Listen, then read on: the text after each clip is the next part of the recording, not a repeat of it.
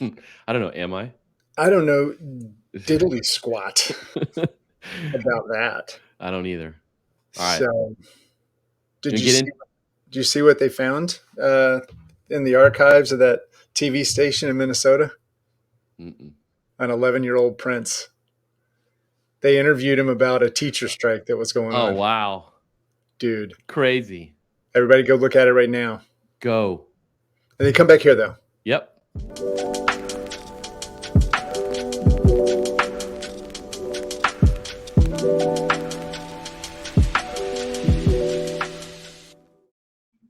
Good morning.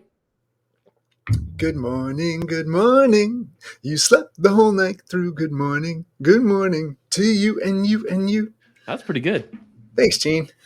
I grew up with a television taking care of me. It's fine. Same. It works out. Yeah. Oh, man. You know what happened last week, Gene? The Bureau turned 10 years old. 10 years old. You can't even drive yet. No, but the Bureau, for a 10-year-old, knows a lot more than you and me. It sure gets around. Whoa. I don't know. I don't know what that was. Gets around. I don't take it Oh, my personally. God. No wonder. Where were you last night, Bureau? Breaking my heartstrings. Check the text messages, Bureau. Bureau, don't text me when you're drunk. Or just don't text me. That's the only time when the Bureau texts me, when it's drunk. Yeah, at 2 a.m. Oh, wait, that's just you. Bureau, yeah, well, No, okay. Fair enough. But I missed you. Yeah, man. It's been a couple of weeks. 10 years, Gene. Crazy. And you know what? Last week, I tried to distill down some of the top 10 lessons from 10 years. That's a lot of distilling. You want to know how I did it? Do you? Yeah, I do. It's an audio program. I do. So people are hoping that you'll respond. I sat in the Orlando airport and I said, the newsletter's coming up. What are the 10 things that we tell people who first join the community all the time? Because those are the 10 things that probably are the biggest lessons, right? And it's the things that we all need to hear. I don't really care what your role is. If you're in leadership, if you're dealing with other humans, you're in leadership at some level. Yeah. Right. So I posted the 11 because I couldn't get it down to 10 lessons from the first decade of the Bureau. Well, it's progressive thinking. It's one for the road. It's the next year. I think that segue was, I don't even know what that was. That's not progressive segue. Thinking. Okay. Gene, I want this relationship to work. I'm trying really hard. I'm not sure if you're aware of that from the way I act. I'll just go. You can have an episode with yourself. Aw, is that okay? You.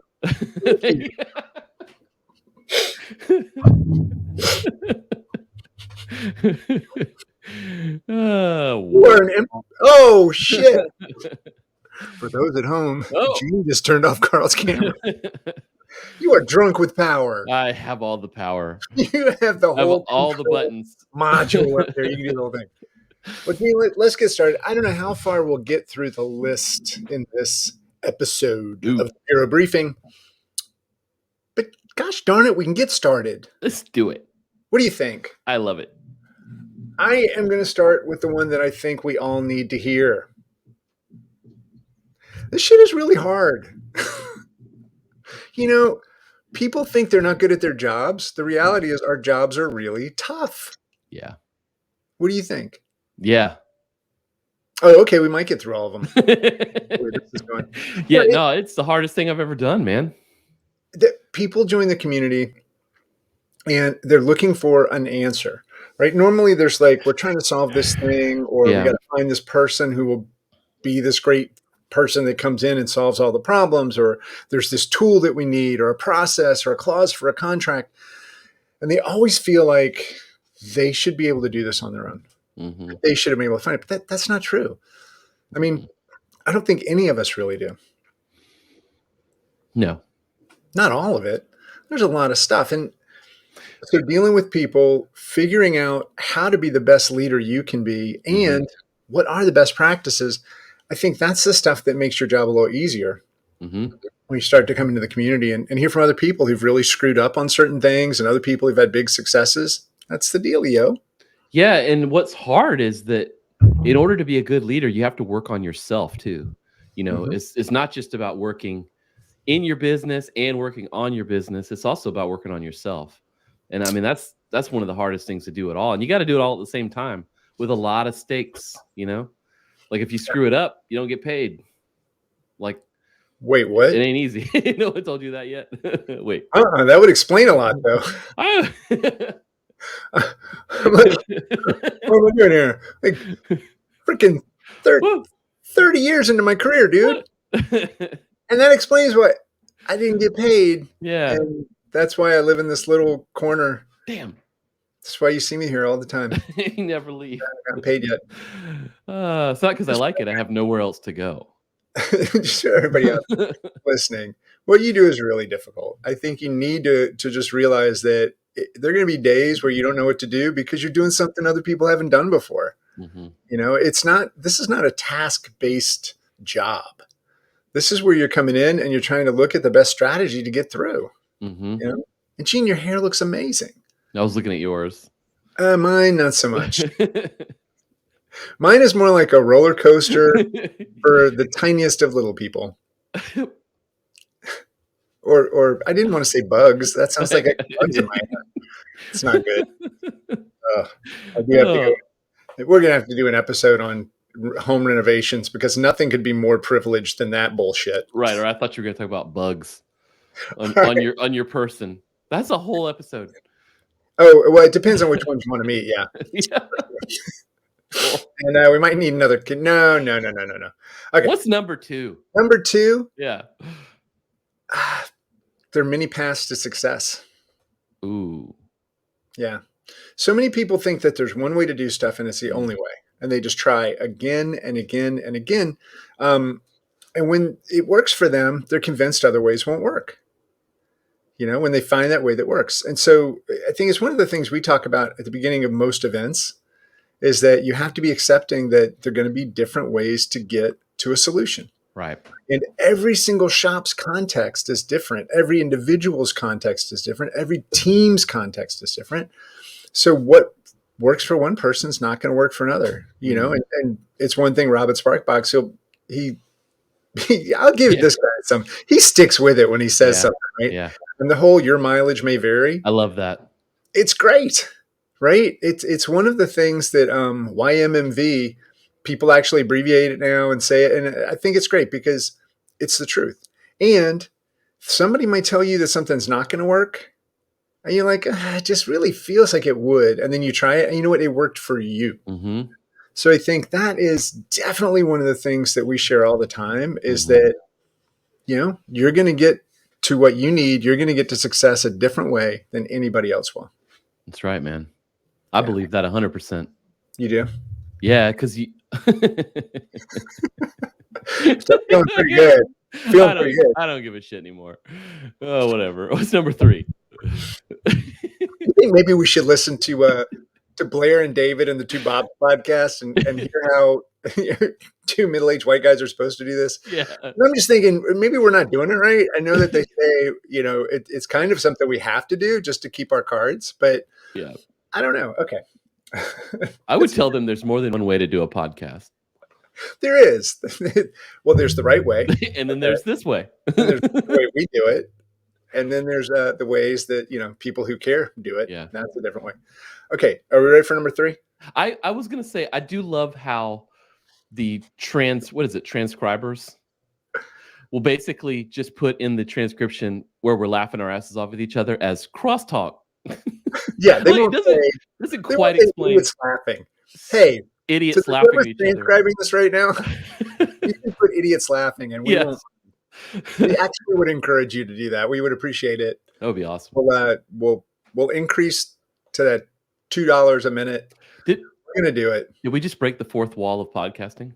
We did. We just talked to the transcriber. I think we did. Okay. Moving on. Number 3. This one I think is it's one that's hard to know when you're doing it. When we shift our mindset from creating to protecting, things start to fall apart. Ooh, that one hurts a little bit. Yeah, Dude. I get it. If you look at investing strategies or methodologies or whatever. When you're young, you're supposed to take more risk. As you get older, you're supposed to take less risk because you know what, you're going to need that money now. Um, I think it kind of happens with people who start companies too. I think it happens with people who are, at certain points in their career. But when you're not trying to accomplish something, but stop something else from happening, it's rough. Mm-hmm. Yeah, That's man. No, that's a good one. I was just thinking of ways that I've screwed that up. Yeah. I mean, it's also like protecting a client relationship when the relationship has been over. Right. Like you're not making money with them. Not that money is the only reason to, work with someone. Maybe that is the only reason. But anyway, like when the relationship, I mean, you're not making the money you should or what you deserve, and you're just servicing that client because, well, we've always had them around, Or that they're a certain percentage of your revenue. I mean, yeah, and that's dangerous too. Example. Yeah, you have a client that's 60% of your revenue, and you're like, well, we kind of have to take care of them because what else are we going to do? Well, you need to go find more clients. Well, I mean, yeah, I think that's absolutely right. Yeah. But the other thing I'll say is that when you look at that client who's a certain percentage of your revenue and you're like, well, we've got to protect that relationship, then you start to make bad decisions. You start to sugarcoat things. You start to not share necessarily. Maybe things are off the track, but you don't tell them. Trust me, they know. Yeah. They can sense it. Yeah. Right. Whereas if you're more in that we're building something and you're building something together with a client, then you're going to be more open and you're going to share and you're going to say, I hear what you're saying, but I don't think that's going to get us to the goal that we agreed to, as opposed to, thank you so much. I hope you have a great weekend. Yep. And yes, then, ma'am. hey, yeah, we'll get those changes done. Don't you worry. Yep. I'm going to sneeze, Gene. Video landing pages are awesome. Let's put more in front of your websites. Whoa. Bless you. That was good. Wow. I mean, somewhere a camel just flicked its tail and went, what was that disturbance in the world? Disturbance in the forest. That was me sneezing. Ooh, that was a good one. I feel better. Okay. So let's get on number 4. We talked about this one. That's how important it is. Soft skills matter. Nobody gets fired for hard skills. That's not true. That's an overstatement. Lack of hard skills. It's probably more the case, right? True. No, but when you talk to people who have to fire someone, when you talk to people who, they have to discipline someone. Yeah. It can be that they missed a deadline. It can be that, they're over budget. It can be things like that. But a majority of the time, what I hear is they're hard to work with. Yeah. Or they're doing something that's inappropriate, that's frustrating the team, and yeah, definitely not keeping up your commitments, not being able to manage your time. I guess, I don't know if you'd call those soft skills, but well, those are almost easier like to an deal adult, with. right? Yeah. I mean, it's easier to deal with someone who can't get it done, like they lack the skills. You're like, hey, you can't do this thing. And we don't have a need for a person that can't do these things. Yeah, that's easier to deal with versus like, Rob won't stop talking about Trump. Like, where do you take that, Yeah. That's a whole nother episode. Yeah. Because he won't. Or he won't. Yeah, whatever it is. Yeah. No, it's fine. You know, the 1% of the non-liberal people who make up the web services industry. Hey, it was a good example. I know our industry. No, for sure. You just got lifted to a higher echelon. Well done, sir. He's also at office. It's safe to do that now. But yeah, so soft skills matter. It is writing. It is communication. It is empathy. It is your emotional IQ, right? All of these things matter so much. And again, it's because what we do is really difficult and we have to be able to do it together. We have to work together to get these things done. Yeah. And if somebody's hard to work with, it impacts everything. Yep. Yeah. Would you say that those things that you just listed off are what makes the difference between a professional and someone who isn't a pro? You mean in terms of soft skills or all Part of of the, the? yeah, soft skills, part of the formula. Yeah, I would say it could be one of two things. Either they're not really seasoned, right? So maybe they haven't had to work with enough people. They haven't had the bad experience of something that they did causing the problem. Yeah. That they just haven't had the bad job or the bad project that kind of kicked them in the gut and got them to realize I'm part of this. I need to be better. Or they're so good at the work they do that everybody's nervous to upset them. Right. I've been on both sides of that one. Not personally, but like definitely had someone on the team that was just so awesome that everybody's like, just let them do their thing. Yeah. You're like, yeah, but their thing's costing a lot of money. Are you talking about people like doing expensive drugs at work and charging it back to the company? I'm talking about you, Carl. Well, okay. Why am I expensive? Expensive drugs. Well, I don't know. You said what they do is amazing, but it's so expensive. Yeah. I'm thinking you're on drugs today. Are you okay? I am on drugs today. Okay, I am, but it's medical. It's totally fine. Oh man. Just no heavy machinery today. Definitely not. Okay, so I think it built on itself pretty well here when I put this together. I'm just going to say that. I was in that Orlando airport. I wanted a coffee, but the lines were too long. So I wrote these down. Okay. When bad people stay, good people leave. Yes. That is one of the things I hear all the time. And it's something that I learned early on in my career from my boss. It was, I can say my boss because I only had the one. But when you don't take care of a problem, when you let somebody who has those bad soft skills continue to operate, eventually the message you're sending is either we're out of touch or we don't care. And we're going to let this person make all of our lives a little more difficult because they have this one skill set, or they do present well, or they're brilliant at this thing. Well, you know what? You're going to lose some people. Just realize, or it's the other one. Work. Or it's back to the other one you mentioned. It's that it's comfortable to have that person in that position because they've always been there, and Steve's always been there. You guys are new, so we're just gonna listen to Steve. Although Steve's a giant jerk, He is. I'm glad you said jerk. I thought you were gonna say turd, and that just felt bad. I don't think we should use words like that on the podcast. Definitely should not use the word turd. And to the person transcribing, please. You know how to spell it. Come on. Don't say crosstalk, giggle. That's not what we want. No. We want TURD. Throw it in there, folks. Yeah, I don't think the Bobs would use that word. Definitely not. Gene, I'm just looking at the list here. You want to keep going? Should we keep going? Mm-hmm. Clients are not the enemy. I don't know. I kind of see him as the enemy. Well, I've seen your clients, and I don't disagree. Clients aren't the enemy. And my clients are North Korea and Russia. Okay. No, I was kidding. No, your clients are definitely the enemy. They don't pay well. No. Okay. Are you tuned in to MSNBC and NPR and all of the things? Is that what's in those headphones? It's in this one. Yeah, let me know if I need to duck.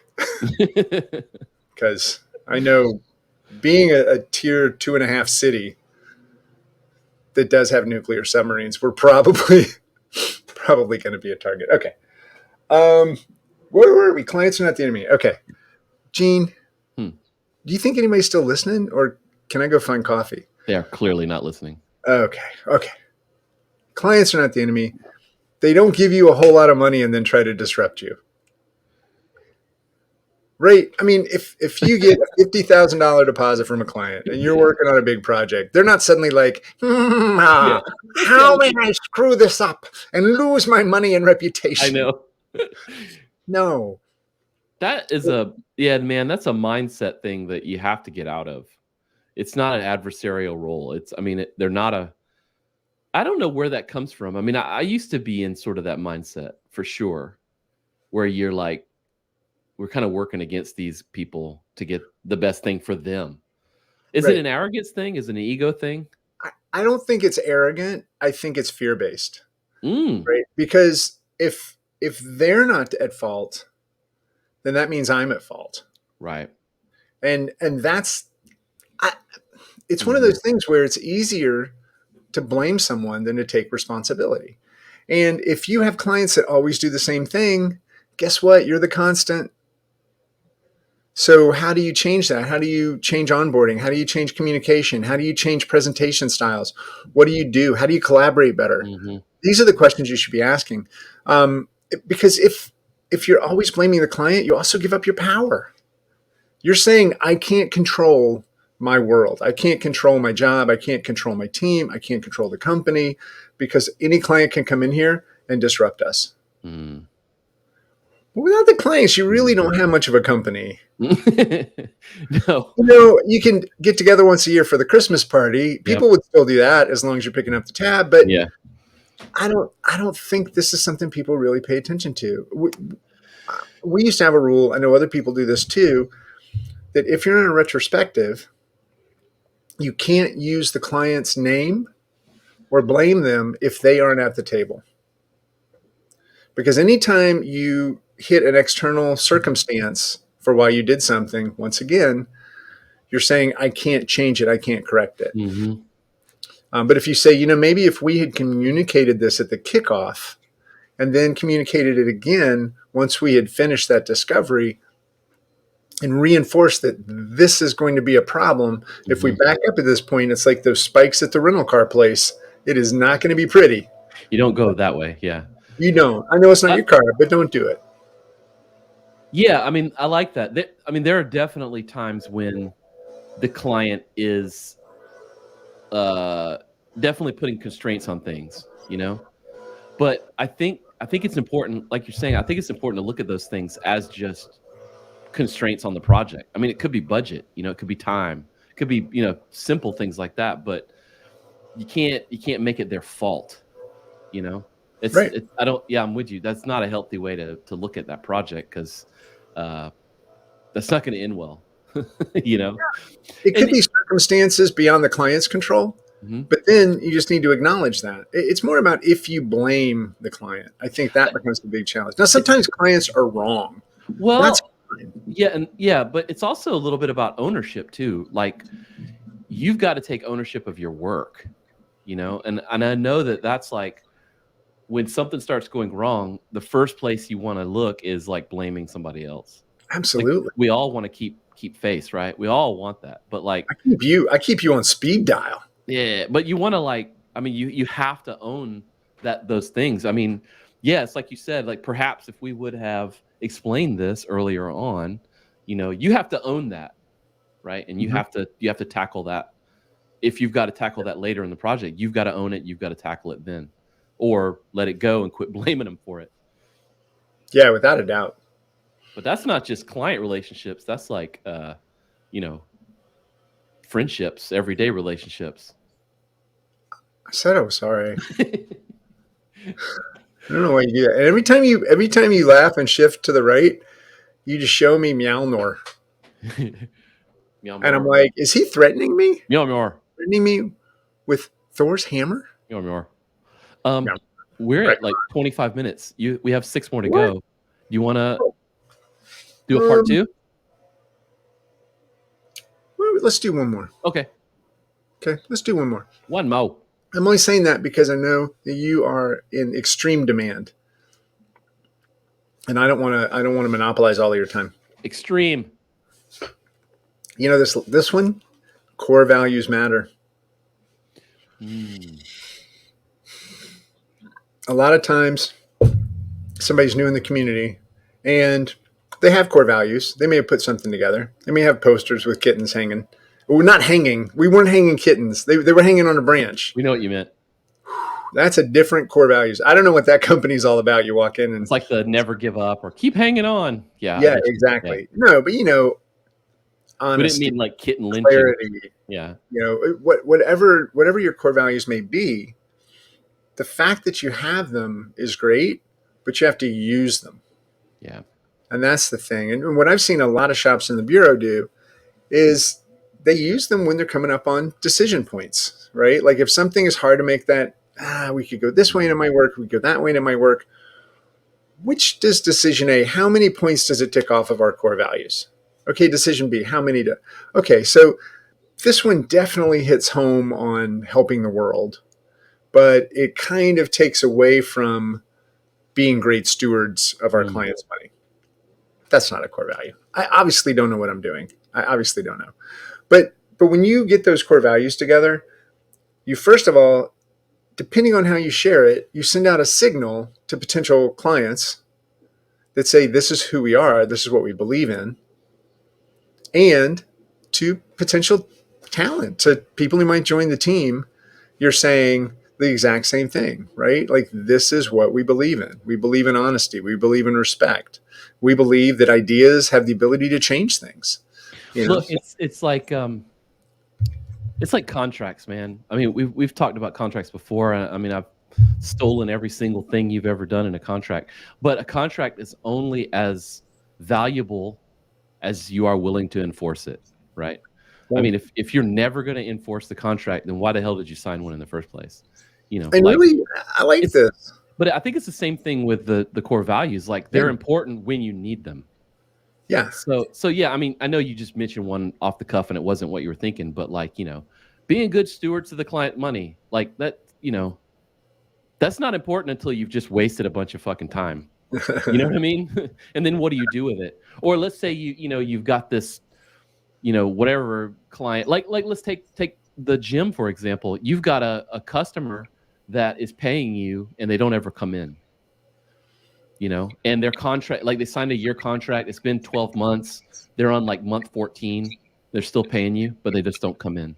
Like, do you call them and tell them, hey, I'm canceling your contract for you? That's a good, that's an excellent point. It's like if you are looking out for other people. I'm not saying it's right or wrong. No. But let's say that a core value is we look out for our clients. Mm-hmm. Right? That means when you hear about something that could impact their business, you're going to tell them. When you see that they're spending money on something that they don't need, you should tell them. And to your point, if that member at the gym isn't coming in and it's been a while, reach out and say, hey, we just noticed you're still paying this. Do you want us to put it on pause? Are you coming back? We can cancel. We just want to make sure that we're doing the right thing by you. Yeah, and it's right. Like in that scenario too, I don't think it's wrong to just. I mean, they're clearly they're adult human beings. You know what I mean? If they want to cancel, they're going to call you. But grown ass human beings here. Grown ass adult human being. But also, it's like if your core value, if you have it like spray painted on your wall that like we take care of our people, and then you're doing something like that, that's not in alignment. Well, that's it. And here's the other thing. If you've got multiple people, depending on the size of your company, if you get multiple people making decisions, it helps them make similar decisions. So for example, at the gym, if you had somebody, you had no core values around it, and you had somebody who saw that, wow, this person keeps paying, but they're not coming in, or actually this is really boosting the bottom line. And what are most people going to think about? Either how it makes them feel if it happened to them, and that person is going to probably call, or they're thinking, you know what, if we get the revenue to a certain point, I might get a bonus, and so they're going to do their internal core values to make that decision instead of, what the company. Right. That's right. That's a good point. And that's culture. Yeah. So those things can help develop your culture. I mean, you've got to think through all that stuff. Yeah. Which is why, number one, it's so fucking hard. Yeah, there's a lot of things to think about. And most people that are running shops really want their teams to be happy. And I know we had that whole happy episode, right? But they want them to feel engaged. They want them to feel like they're a part of it. They want them to feel included. They want them to feel like they have a voice. Yeah, but exactly. Everybody has. And core values help you say up front, if something is something you're going to be willing to do or not. And it helps the right people find you because they have similar values. But again, I would come back to like if you're listening to this, not that anyone is, but if you're listening to this, yeah, don't get upset. I'm listening. And you're thinking about this, or maybe you're in the process of that. Think about how you'll use them when the shit hits the fan. I think that's where it's most important. Because Absolutely. a lot of time you read them and it's like, we like to make the world nice and we want to do great things. It's like, well, no shit. Yeah. But like, how does that help you when things are messed up? You know? Yeah. I mean, to say that you're a people first company, well, What does that mean? that's wonderful until you suddenly have to have a layoff. Yep. You know, no, when we said people first, we meant me. you people will be first to go, Yeah. is what we were saying. I meant I'm first. And it's you are funny not. because there are companies out there that have like made grandiose statements and then they try to live by them, but they can't. Mm-hmm. And that's where I think core values really have to be something that are attainable. We'll do a whole episode on core values because that way I'll be able to read up on it and make sure I'm not saying the wrong things. I think that's a good episode. Gene, we're going to come back. We're going to do a second episode on these 10 lessons from 10 years. I think we should. Yep. Because I'm ready to go get that coffee now. All right. And that is one of the big lessons. You're going to need a lot of caffeine. I'm pretty caffeinated. Oh.